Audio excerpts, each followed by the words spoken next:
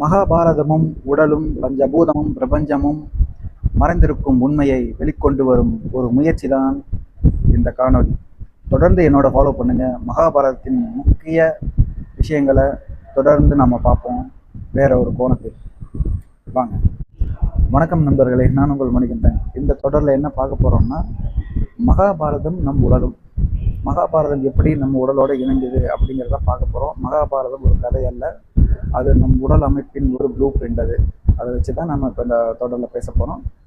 மகாபாரதத்தில் பொதுவாக பார்த்தீங்கன்னா 5 பாண்டவர்கள், 100 கௌரவர்கள், ஒரு போர்க்களம், குருச்சேத்திர போர். இது எங்கே நடக்குது அப்படின்னு பார்க்கக்குள்ள நம் உடலுக்குள் நடக்குது. 5 பாண்டவர்களும் 100 கௌரவர்களும் நம்ம உடம்புக்குள்ளே தான் இருக்காங்க.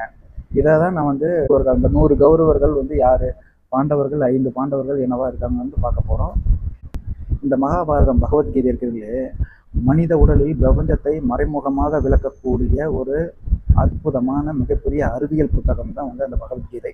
இதை வந்து ஆன்மீகமாக படிச்சிருப்பாங்க. கிருஷ்ணர், கடவுள், தெய்வம், அந்த மாதிரி நிறைய விஷயங்களை வந்து ஆன்மீகமாக பார்த்துருப்பாங்க. ஸோ ஆனால் நம்ம முற்றிலும் மாறுபட்டு அந்த அந்த பகவத்கீதை அப்படிங்கிற அந்த புக்கில் இருக்கக்கூடிய விஷயங்கள் எல்லாத்தையும் நம்ம உடலோட நம்ம இணைச்சி பேச போகிறோம். சரிங்களா? முதல் உண்மை, மகாபாரத யுத்தம் மனிதனின், இது பார்த்தீங்கன்னா மனித உடம்புக்குள் போராட்டம் தான் அந்த மகாபாரதம். சரிங்களா? உங்கள் வாழ்க்கையில் நடக்க போகும் எல்லா போராட்டங்களும், உங்கள் ஆசைகள், பயங்கள், சந்தோஷங்கள், கோபங்கள், இது எல்லாமே பார்த்தீங்கன்னா உங்களுக்குள்ள நடக்கக்கூடிய ஒரு போராட்டம். இது வந்து அறிவியல் போராட்டமாக நம்ம இதை வந்து பார்க்க போகிறோம். ஏன்னு பாருங்க, ஒவ்வொரு விஷயமே பார்த்தீங்கன்னா அறிவு, கட்டுப்பாடு எல்லாமே உங்கள் கட்டுப்பாட்டுக்குள்ளே இருக்குதுன்னு தான் நம்ம நினச்சிட்டு இருக்கோம். நம்ம கட்டுப்பாட்டுக்குள்ளே தான் இருக்குது அப்படின்னு நினச்சிட்டு இருக்கோம். எதுவுமே நம்ம கட்டுப்பாட்டில் இல்லைங்க. உடம்பு தன்னைத்தானே நிறையா ஒரு போராட்டத்தை நடத்திக்கிட்டே தான் இருக்குது டெய்லியும். இந்த போராட்டம் எல்லாமே நம்ம உடம்புக்குள்ளே நடக்கிற போராட்டம் அனைத்துமே வேற வேறையாக பிரித்து ஒரே ஒரு கதையாக எழுதியிருக்காங்கன்னா எவ்வளோ பெரிய ஒரு ஞானம் வேணும், எவ்வளோ ரிசர்ச் பண்ணியிருப்பாங்கன்னு பாருங்கள். சயின்ஸ் ரீதியாகவும் நீங்கள் பார்க்கலாம். மகாபாரதத்தோட ஒப்பிட்டு உடம்புல எப்படியெல்லாம் இயக்கம் செயல்பட்டு கொண்டு இருக்குன்னு எவ்வளோ ஒரு அற்புதமான அந்த பகவத்கீதை பார்த்தீங்களா. அனைத்தையும் ஒரு கதை வடிவில் எழுதியிருக்காங்கன்னா சொல்லவா வேணும், சொல்லுங்க பார்க்கலாம். முனிவர்கள் வந்து இதை வந்து சின்னங்களாக தான் வந்து எழுதியிருக்காங்க. ஆனால் நம்ம அதை அறிவியலாக படிக்க மறந்துட்டோம். இப்போ இருக்கிற காலகட்டத்துக்குள்ள வந்து அறிவியல் அப்படிங்கிற ஒரு சொல்லை வந்து உருவாக்கியிருக்கோம். ஆமாம், அதே மாதிரி அப்போ இருக்கிற காலகட்டங்களில் பார்த்தீங்கன்னா அறிவியல் அப்படிங்கிற சொல்லுக்கு சித்தர்கள், முனிவர்களும் வேறொரு பெயர்கள் வைத்திருப்பார்கள். அதுதான் சின்னங்கள். சின்னங்களே இப்பொழுது அறிவியலாக பார்க்கப்பட்டுட்டு இருக்கு. நாம் அதை தான் வந்து என்ன பண்ண மாட்டேங்கிறோம், கதையாக மட்டுமே பார்த்துட்டு இருக்கோம். இது உண்மை இல்லை, இது நடக்கவே இல்லை அப்படின்னு சொல்லிட்டு இருக்காங்க. ஆனால் உண்மையில் மகாபாரதம் தற்பொழுது வரை நடந்து கொண்டு தான் இருக்கிறது. இதை வந்து ஒவ்வொரு மனிதரும் உணர வேண்டும் என்று நான் கேட்டுக்கிறேன். மனித உடம்பே மகாபாரத மேடை, குருச்சேத்திர போர். மொத்த மகாபாரதமும் மனித உடலே. ஏன்னா பிரபஞ்சமே நம்ம மனித உடல்னு பேசிட்டு இருக்கோம்.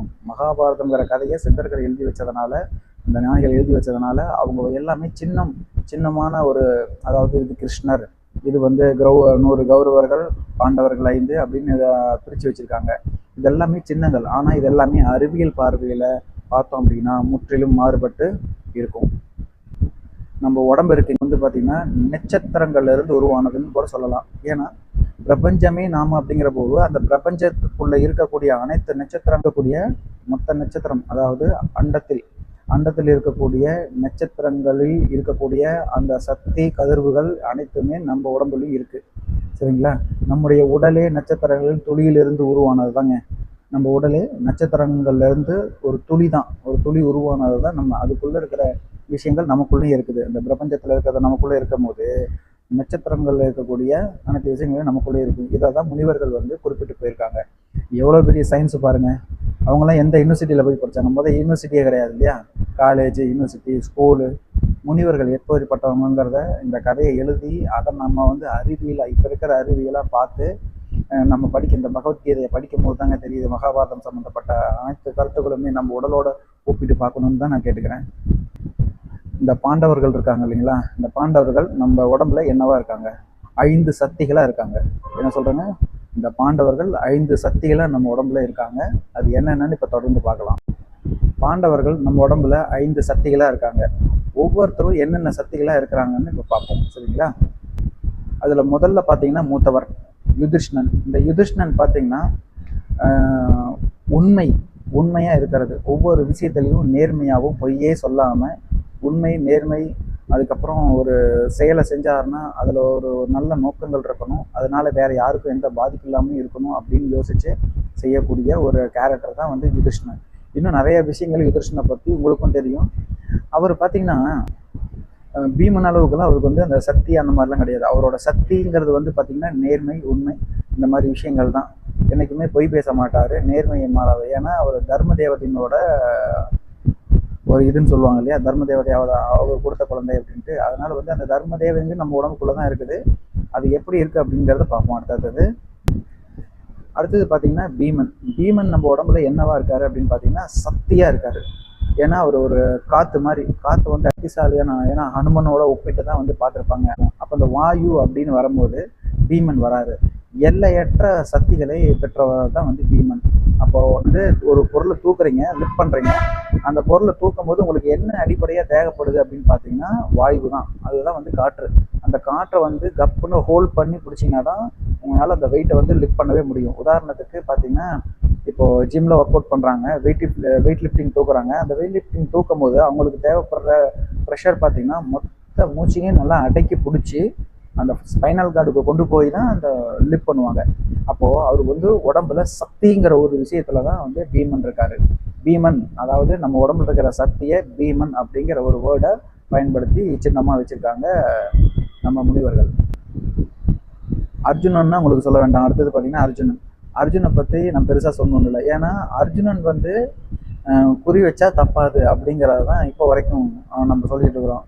ஏன்னா நீ பில்லில் பெரிய அர்ஜுனனா அப்படின்னு சொல்கிறோம் இல்லையா, அந்த மாதிரி உங்களுக்கே தெரியும். அர்ஜுனனை பற்றி பெருசாக சொல்லணும் இல்லை. பட் நம்ம உடம்புல அவர் வந்து ஒரு முடிவெடுக்கக்கூடிய ஒரு கூர்மையான சக்தியாக இருக்காரு.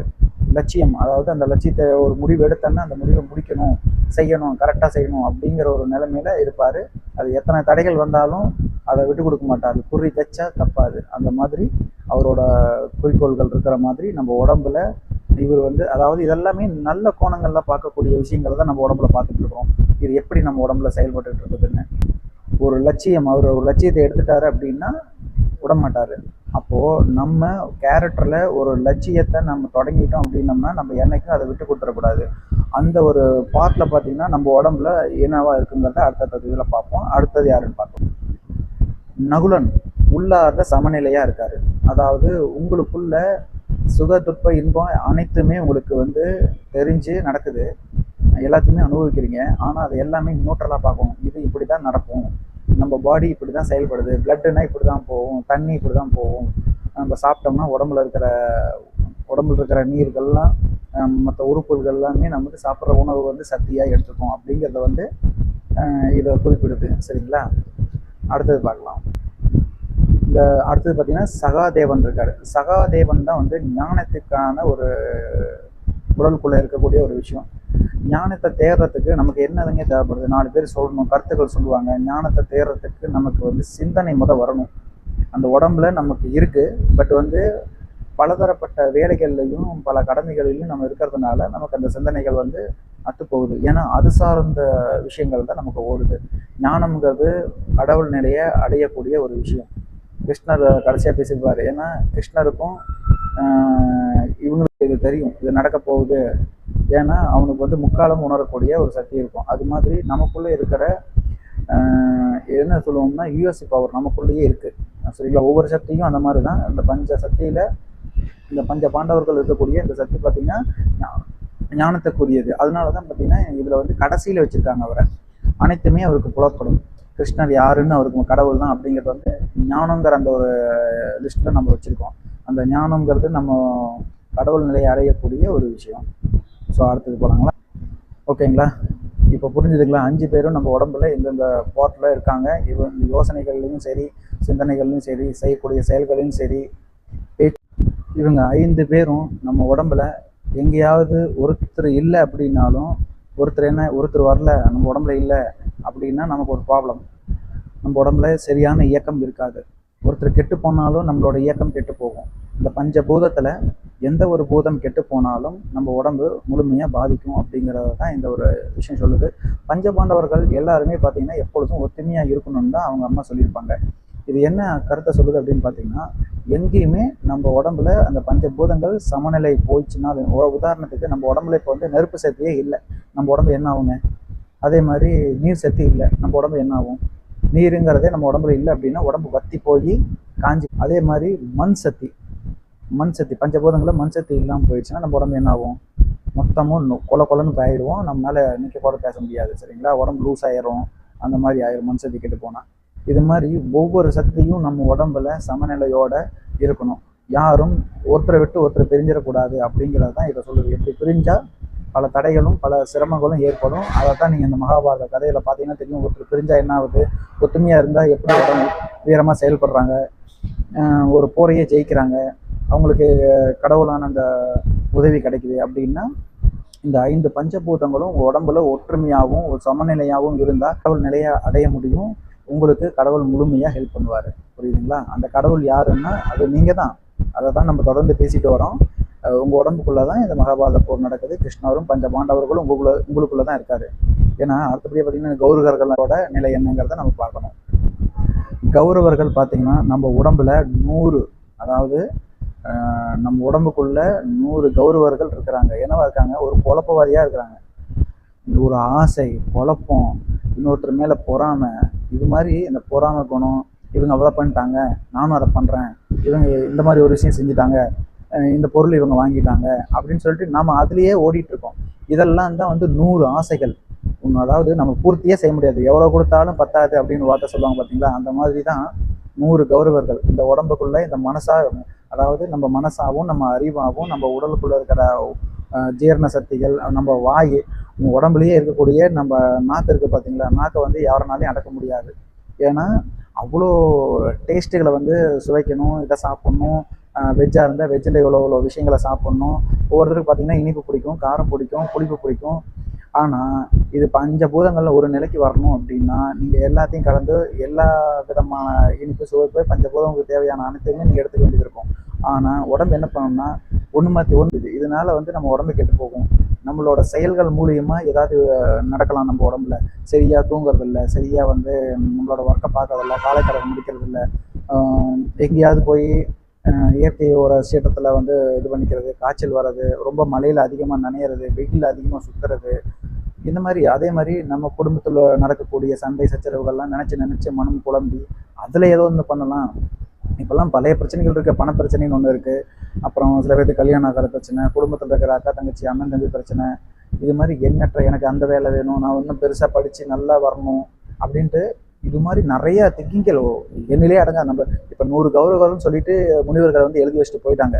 ஆனால் நம்ம மூளையில் வந்து அவ்வளோ விஷயம் நமக்கு வந்து இப்போ இருக்கிற மக்களுக்கு வந்து எல்லாத்துக்குமே பார்த்திங்கன்னா அந்த மாதிரி தான் இருக்குது. எண்ணில் அடங்காது, எவ்வளோ கொடுத்தாலும் பத்தாதுங்கிற ஒரு சூழ்நிலையில தான் எந்த துறைக்கு போனாலும் நமக்கு இப்படி இருக்குது. எவர் ஒருவர் இதுவே எனக்கு போதும் அப்படின்னு நினைக்கிறாங்களோ, இருக்கிறத வச்சு அவங்க வாழ்கிறாங்களோ அவங்களுக்கு பார்த்திங்கன்னா ஒரு நிம்மதியான வாழ்க்கை இருக்கும். ஆனாலும் உடல் சார்ந்த சில விஷயங்கள் தொந்தரவுகள் வரதான் செய்யும். இப்படி மகாபாரதத்தை பற்றி பேசிக்கிட்டே போ. இது மாதிரி நிறைய சின்ன சின்ன விஷயங்களும் பெரிய பெரிய விஷயங்களும் பிரதிபலிக்கிறது தான் வந்து பார்த்தீங்கன்னா இந்த 100 கௌரவர்கள். சரிங்களா? இந்த 100 கௌரவர்களும் பார்த்தீங்கன்னா நமக்குள்ள இத்தனை பிரச்சனைகளாக இருக்கக்கூடிய பிரச்சனைகள் தான் கௌரவர்கள் என்ற வந்து நம்ம குறிப்பிடுறோம்.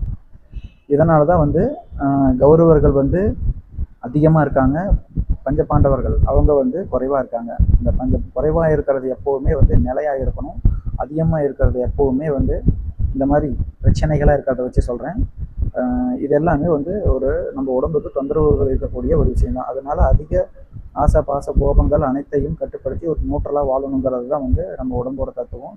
அது உணவாக இருந்தாலும் சரி, எந்த செயலாக இருந்தாலும் சரி. சரிங்களா? இது எல்லாத்துக்கும் மேலே கிருஷ்ணர் இருக்கார் இல்லையா? கிருஷ்ணர் தான் நம்ம உடம்புல இருக்கக்கூடிய நம் உள்ளே இருக்கும் அறிவு விழிப்புணர்வு சரிங்களா சக்தியாக அவர் இருக்கிறாரு. கிருஷ்ணர் என்பது ஒரு வெளிப்படையான முடியாது, அவர் நம்ம உடம்புக்குள்ளாரியே இருக்கக்கூடிய ஒரு விழிப்புணர்வு சக்தியாக இருக்கிறார். உங்களுடைய மனசுக்குள்ளே இருக்கக்கூடிய இருட்டு, அதாவது நீங்கள் ஒரு இருட்டு உலகத்தில் வாழ்ந்துட்டு இருக்கிறீங்கன்னா அதை வெளிச்சத்துக்கு கொண்டு வரக்கூடிய ஒரு சக்தி உங்களுக்குள்ளேயே தான் இருக்குது. அந்த உங்களுக்குள்ளேயே இருக்கிற அந்த வெளிச்சம் எப்போ வேணாலும் நீங்கள் ஸ்பார்க் பண்ணி எரிய வைக்கலாம். உங்களுக்குள்ளே நடக்கக்கூடிய விஷயங்களை கண்டுபிடிச்சி அதை ஆராய்ந்து உங்களுக்குள்ளே இருக்கக்கூடிய அந்த கிருஷ்ணன்கிற பேரறிவை நீங்கள் தான் எரிய வைக்கணும். சரிங்களா? விழிப்புணர்வாக எரிய வைக்கணும்.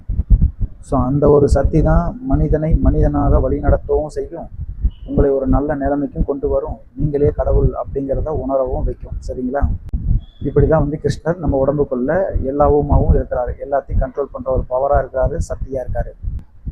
குருச்சேத்திரம் என்பது நம் மனமே. குருச்சேத்திரம் என்று சொன்னாலே அது ஒரு நிலப்பரப்பு அப்படிங்கிற மாதிரி எண்ணி நம்ம பேசிகிட்டு இருக்கோம் இல்லைங்களா? ஆனால் அதுதாங்க நம்ம மனம். குருச்சேத்திரம் என்பது நம்ம மனம். நமக்குள்ள நடக்கக்கூடிய அனைத்து பிரச்சனைகளும் சண்டை தான். அந்த குருச்சேத்திரத்தில் என்ன சண்டை நடக்குதோ அதுதான் பார்த்திங்கன்னா நம்ம உடம்புக்குள்ளே நடக்கக்கூடிய போர்க்களம். இதை தான் குருச்சேத்திரம் அப்படின்னு சொல்கிறாங்க. ஏன்னா நாம் குரு. ஏன்னா கோயில் சேத்திரங்கள்னு சொல்கிறோம் இல்லையா? கோயிலை என்னவா வச்சுருக்காங்க? மனித வடிவில் தான். நான் முதலே சொல்லியிருப்பேன், ஒவ்வொரு கோயிலும் மனித வடிவில் தான் கட்டியிருப்பாங்க. அதுக்கு உதாரணத்துக்கு சிதம்பரம் நடராஜர் கோயிலை தான் குறிப்பிட்டிருக்கேன். ஸோ அதுபோல் நம்ம உடம்பே ஒரு சேத்திரம், குருச்சேத்திரம். நம்ம உடம்புல இருக்கக்கூடிய கடவுள் தன்மையை உணர்ந்தோம் அப்படின்னம்னா நாமளே ஒரு குருவாகவும் நாமளே கடவுளாகும். ஸோ நம்ம உடம்பே ஒரு சேத்திரம் தான். அதனால தான் குருச்சேத்திரம் என்ற அந்த பெயரை நமக்கு உடம்போட ஒத்து போகிற மாதிரி ஒரு சொல்ல எழுதியிருக்காங்க. ஸோ மீண்டும் அடுத்த வீடியோவில் பார்ப்போம். ஏன்னா ரொம்ப நேரம் ஆயிடுச்சு. தொடர்ந்து என்னோடய சேனலை ஃபாலோ பண்ணுங்கள், லைக் பண்ணுங்கள், ஷேர் பண்ணுங்கள். புதிய வழியில் நாம் மகாபாரதத்தை பார்த்து கொண்டு இருக்கிறோம். மகாபாரதம் நம் உடலும் எப்படி இணைக்கப்பட்டிருக்கிறது என்று தொடர்ந்து பார்ப்போம், சேர்ந்து பயணிப்போம். வணக்கம்.